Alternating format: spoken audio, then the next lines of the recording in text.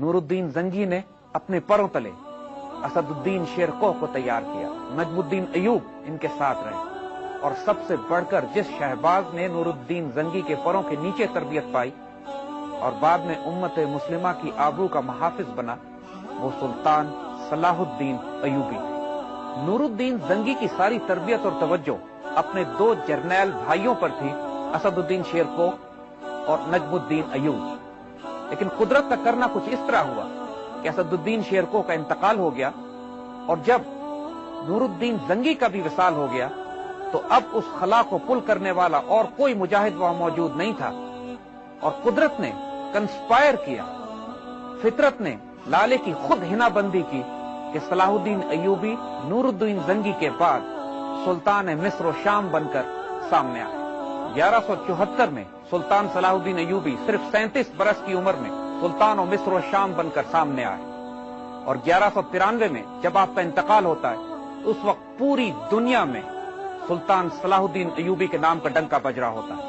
उम्मत मुस्लिमा में आपको इज्जत, मोहब्बत और प्यार से जो मकाम दिया जाता है वो सलीबी जंगों से लेकर आज तक किसी मुसलमान सुल्तान को इतनी इज्जत नहीं दी जा सकी। इसी तरह सलीबी जंगों में भी, सलीबी फौजों में भी और ईसाई दुनिया में भी सुल्तान सलाहुद्दीन अयूबी के नाम से जो दहशत तारी थी कि उस वक्त भी माएं अपने बच्चों को इनके नाम से डराया करती थी। सलाहुद्दीन अयूबी की जंगी मुहिम्मात का उरूज बैतुल मक़दस शरीफ की फतह थी। 1187 में जब मुसलमानों ने 90 साल के बाद दोबारा बैतुल मक़दस शरीफ को फतह किया तो ये भी एक अल्लाह की तरफ से एक रूहानी इशारा था कि उस दिन 27 रजब का दिन था। ये वो दिन कि जब हुजूर सल्लल्लाहु अलैहि वसल्लम बैतुल मक़दस शरीफ से मस्जिद अक़सा से वाक़या मिराज पर तशरीफ ले गए। वाक़या मिराज के दिन बैतुल मक़दस की दोबारा फतह अल्लाह की रूहानी ताईद और सुल्तान सलाहुद्दीन अयूबी पर अल्लाह के फजल की बहुत बड़ी निशानी है। इसी जांबाज मुजाहिद का ये खूबसूरत कौल है कि फरमाते हैं कि मुझे नहीं मालूम कि इस्लाम तलवार से फैला है या इखलाक से, लेकिन मैं ये बात जानता हूं कि इस्लाम की हिफाजत के लिए तलवार की जरूरत पड़ती है। सलाहुद्दीन अयूबी के कारनामे इस कदर हैरत अंगेज हैं कि इसका अंदाजा करने के लिए सिर्फ ये बात जहन में रखिए कि उस वक्त का तमाम यूरोप, इंग्लैंड का शहनशाह, फ्रांस का बादशाह और जर्मनी का बादशाह अपनी तमाम तर फौजों के साथ पूरे यूरोप को साथ लेकर 20 साल तक फलस्तीन पर हमलावर होते रहे और सलाहुद्दीन अयूबी अकेला उन तमाम का मुकाबला करता रहा। ये इस कदर गैर मामूली फीट ऑफ मिलिट्री जीनियस है, करेज, इंटेग्रिटी और गैर मामूली जुर्रत है कि जिसकी मशरिक और मगरिब में कोई मिसाल नहीं मिलती। हम यहां सुल्तान सलाहुद्दीन अयूबी की पर्सनैलिटी के उस मुबारक वजूद के सिर्फ 2 मिसालें आपके सामने देना चाहेंगे।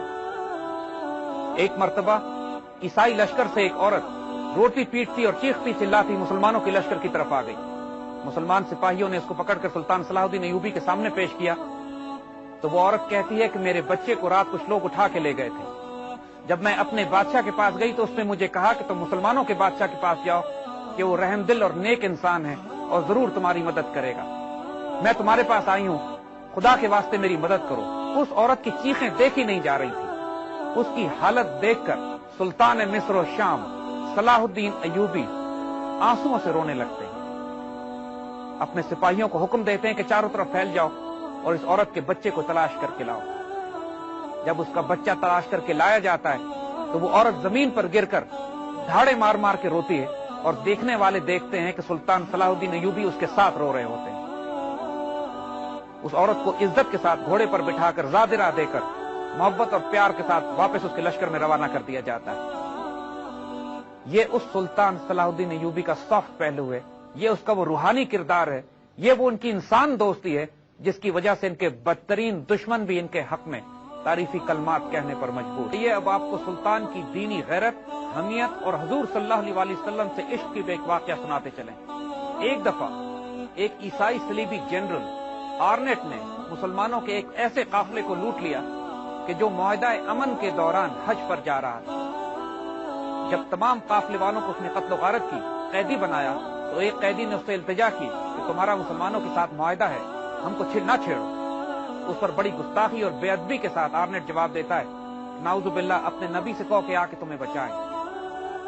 ये खबर जब सुल्तान सलाहुद्दीन अयूबी के पास पहुंचती है तो आप जलाल में आ जाते हैं और फैसला करते हैं कि जब आर्नेट इनके हाथ लगा ये उसको अपने हाथ से कत्ल करेंगे।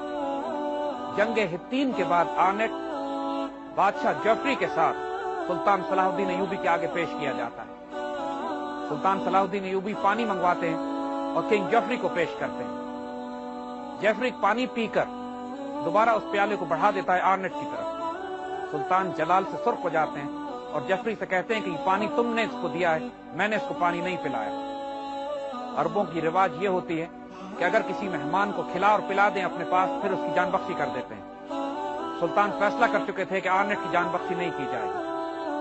उसके बाद आर्नेट को करीब बुलाते हैं और उसको वो अल्फाज याद दिलाते हैं गुस्ताखाना जो उसने उस मुसलमान से कहे थे, और आर्नेट से कहते हैं कि रसूलुल्लाह सल्लल्लाहु अलैहि वसल्लम की आबरू की हिफाजत के लिए मैं पहुंचा हूं तुमसे बात करने के लिए। आर्नेट की जान फना हो जाती है, लेकिन इस मौके पर भी सुल्तान का किरदार देखिए, इसको मौका देते हैं कि तुम इस्लाम कबूल कर लो। वो इनकार करता है तो अपनी तलवार से उसकी गर्दन उड़ा देता है। किंग जफरी जब इस वाक़े को देखता है तो उस पर दहशत तारी हो जाती है। सुल्तान उसको तसल्ली देते हैं और कहते हैं कि बादशाह बादशाहों के साथ इस तरह का सलूक नहीं करते, लेकिन इसने गुस्ताखी की वो हद पार कर ली थी कि मुझे उसका सर अपने हाथ से कलम करना था। सुल्तान ने जो जंगी हिकमत अमली डिप्लॉय की वो भी इंतहाई गैर मामूली थी। आज के दौर में जिसको C4I कहते हैं, command, control, communication and intelligence, इन चारों एस्पेक्ट्स में भी सुल्तान का और सलीबी फौजों का कोई मुकाबला नहीं था। कमांड तमाम की तमाम सीरिया से लेकर मिस्र तक और तमाम मुसलमान फौजों की सुल्तान के अपने हाथ में थी। अरब, तुर्क, अरबी, अजमी तमाम मुसलमान दस्ते अफ्रीका से लेकर आर्मीनिया तक और मावरा नहर से लेकर यमन तक मुसलमान दस्ते सुल्तान सलाहुद्दीन अयूबी की एक कमांड पर थे और उनसे शदीद मोहब्बत करते थे और उनके एक इशारे पर अपनी जान कुर्बान करने पर तैयार थे। उसके मुकाबले में ईसाई लश्करों की कमांड 6 या 7 जर्नैलों पे या बादशाहों पर तकसीम होती थी, जो बाहम आपस में दस्त गिरीबा हुआ करते थे। कम्युनिकेशन के हवाले से सुल्तान के तमाम इलाकों पे, तमाम मफ्तूहात पे, उन तमाम इलाकों पे कि जहां मुसलमान बस रहे थे, एक एक पल की खबर सुल्तान तक पहुंचती थी। अपने दस्तों के साथ, अपने जनरल्स के साथ, अपने कमांडर्स के साथ, हत्ता कि अपने जासूसों के साथ सुल्तान का एक इंतहाई मुनज़्ज़म राब्ता कायम था। जहां तक फौजों की क्वालिटी का ताल्लुक है, हथियार दोनों तरफ तकरीबन एक जैसे थे, लेकिन सलीबियों की तादाद अक्सर स्ट्रेटेजिक जंगों में मुसलमानों से बहुत ज्यादा हुआ करती थी। जो छोटी मोटी झड़पें और मामूल की बैटल्स थी, उनमें ताकत का तवाज़ुन तकरीबन एक जैसा हुआ करता था। खारजी दुश्मनों से जंग करने के अलावा कुछ खतरात ऐसे भी थे जो दाखिली तौर पर सुल्तान सलाहुद्दीन अयूबी के लिए मुश्किल खड़ी कर रहे थे। इसमें एक तो वो मुसलमान जनरल और कमांडर्स थे कि जो आपस में बाहों में दस्त गिरेमा अपनी अपनी सल्तनत बनाने के लिए पर्शिया, अनातोलिया और एशिया माइनर की तरफ से सुल्तान की सल्तनत पर फौजकशी करते रहते थे, और उनसे ज्यादा बढ़कर खतरनाक वो बातनी फिरका असैसिन या हशाशीन थे कि जिन्होंने सुल्तान सलाहुद्दीन अयूबी को शहीद करने की कसम खाई हुई थी। इससे पहले मूसल के गवर्नर मौदूद को, कि जो पहली सलीबी जंग के बाद ईसाइयों के खिलाफ मुकाबले के लिए खड़े हुए थे, हशाशीन ने शहीद कर दिया था। इमादुद्दीन जंगी और नूरुद्दीन जंगी की जान को भी हशाशीन के खंजर से हमेशा खतरा लगा रहा। सुल्तान सलाहुद्दीन अयूबी भी उनकी हिट लिस्ट पर थे और कई दफा सुल्तान पर बराह रास्त कातलाना हमले भी किए गए। एक मरतबा तो खंजर इनके अमामे पर भी लगा, लेकिन नीचे सुल्तान लोहे का खोद पहने हुए थे, जिसकी वजह से सर बच गया। ये बातनी फिरका तवील अरसे तक मुसलमान मुमलिकत के बड़े बड़े सरबराहान को शहीद भी करता रहा और पूरी मुमलिकत में दहशत फैलाकर सलीबियों के लिए वो काम करता रहा जो पूरी सलीबी फौजें मिलकर नहीं कर सकती थी। आइए इस मौके पर सलीबी फौज में मौजूद उस जंगजू फिरके की भी बात करें जो अपने आप को हॉस्पिटलर, टेम्पलर और टिटोनिक नाइट्स के नाम से तारुफ करवाता था। ये बात हम पहले कह चुके हैं कि ये नाइट्स बुनियादी तौर पर यहूदी थे, लेकिन अपने आप को ईसाई जाहिर कर कर सलीबी फौज में शामिल हुए थे, और इनका अपना स्ट्रेटेजिक ऑब्जेक्टिव ये था कि जब सलीबी बैतुल मक़दस शरीफ को आजाद करा लेंगे तो यहां पर ये एक यहूदी रियासत का क़याम अमल में लाएंगे।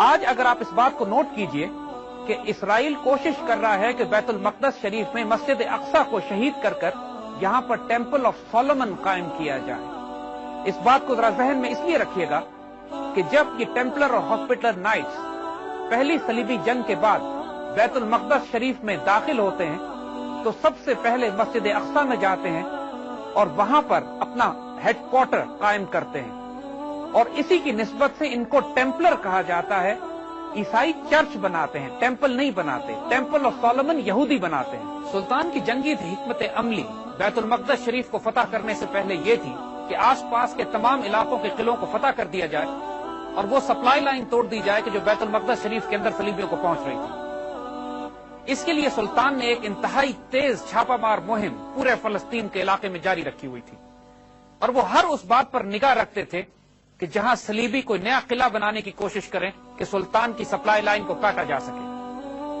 بیت المقدس شریف سے تقریباً 50 کلومیٹر شمال میں جیکبز فورڈ کے مقام پر ایک جگہ اسٹریٹجکلی بہت اہم تھی کہ جہاں سے وہ راستہ نکلتا تھا جو بیت المقدس شریف کا دفاع کرتا تھا اور دمشق کی طرف بھی پیش قدمی کرنے میں آسانی رہتی. دمشق چونکہ سلطان صلاح الدین ایوبی کا مرکز تھا، لہذا جیکب فورڈ پہ جب صلیبیوں نے قلعہ بنانے کی کوشش کی تو سلطان حرکت میں آ گئے. جیکب فورڈ کے قلعے میں تقریباً 1500 کے قریب نائٹس، میسنز اور وہ تمام انجینئر جو اس قلعے کی تعمیر پہ متعین تھے مصروف کار تھے. سلطان نے جب پیش قدمی شروع کی قلعے کی طرف تو ساتھ ساتھ عیسائی فوجوں نے بھی دوسرے علاقوں سے اس قلعے کی حفاظت کے لیے اپنی پیش قدمی کی. اب ایک ریس تھی، جو قلعے پر پہلے پہنچ جاتا وہ اس کو فتح کر لیتا کیونکہ قلعہ ابھی مکمل نہیں ہوا تھا. سلطان صلیبی فوج سے پہلے پہنچے اور 6 دن کی جھڑپ کے بعد پورے قلعے کو فتح کر لیا گیا. سلطان کے حکم پر تمام نائٹس کو قتل کر دیا گیا اور ان کی لاشیں ایک کنویں میں پھینک دی گئی. جیکب فورڈ کے قلعے کے فتح کے بعد اب شمال سے بیت المقدس شریف کے لیے سلطان کی پیش قدمی کا راستہ کھل چکا تھا، لیکن صلیبی فوجوں کو سمندر کے راستے مسلسل امداد اور کمک پہنچ رہی تھی. 1180 میں سلطان نے اپنا بحری بیڑا تیار کیا اور بیروت کے قلعے پر حملہ کیا اور اب پہلی مرتبہ صلیبیوں کو یہ احساس ہوا کہ سمندر کے راستے بھی ان کو سلطان کے خلاف اپنی جنگ لڑنی پڑے گی. لیکن ابھی بھی حتمی طور پر صلیبیوں کو شکست نہیں ہوئی تھی. سلطان یہ چاہتے تھے کہ صلیبی فوج کو کھلے میدان میں دعوت دی جائے اور کھلے میدان میں ان کو بری طرح شکست دینے کے بعد بیت المقدس شریف کی طرف پیش قدمی کی جائے. سلطان کی یہ خواہش بھی جلد پوری ہوئی اور ایک بہت بڑا لشکر سلطان کے مقابلے کے لیے باہر نکلا. تاریخ میں یہ ایک فیصلہ کن جنگ تصور کی جاتی ہے اور وہ سب سے بڑی جنگ ہے جو سلطان نے فلسطین کے علاقے میں لڑی اور اس کے نتیجے میں تاریخ کا دھارا تبدیل ہو گیا. 1187 میں لڑی جانے والی اس جنگ کو تاریخ جنگ ہتین کے نام سے یاد کرتی ہے. یہ وہ جنگ ہے کہ جس کے بعد فیصلہ کن طور پر صلیبی لشکر کو کچل دیا گیا اور تمام بڑے بڑے صلیبی بادشاہ سلطان کے قبضے میں آ گئے اور بیت المقدس شریف کا راستہ مسلمانوں کے لیے کھل گیا. یہی وہ آرنیٹ تھا جس کو اپنے ہاتھ سے قتل کرنے کی قسم سلطان صلاح الدین ایوبی نے کھائی تھی اور یہی وہ جنگ ہتین تھی جس کے بعد صلیبیوں کو عبرتناک شکست ہوتی ہے اور یہ آرنیٹ سلطان کے قبضے میں آ جاتا ہے. ہتین کی لڑائی صلیبی جنگوں کی شاندار ترین فتح تصور کی جاتی ہے اور عیسائیوں اور صلیبیوں کے لیے بدترین شکست. جب سلطان صلاح الدین ایوبی کا انتقال ہوتا ہے تو ان کا گھوڑا، ان کا جھنڈا اور چند درہم جو ان کے ترکے میں نکلتے ہیں وہ بغداد کی خلافت کے پاس روانہ کیے جاتے ہیں. پوری امت مسلمہ میں صف ماتم بجھ جاتی ہے. ایک لکھنے والے نے تو یہ تک لکھ دیا کہ خلفائے راشدین کے بعد امت مسلمہ پر پڑنے والی سب سے بڑی مصیبت سلطان صلاح الدین ایوبی کا انتقال تھا.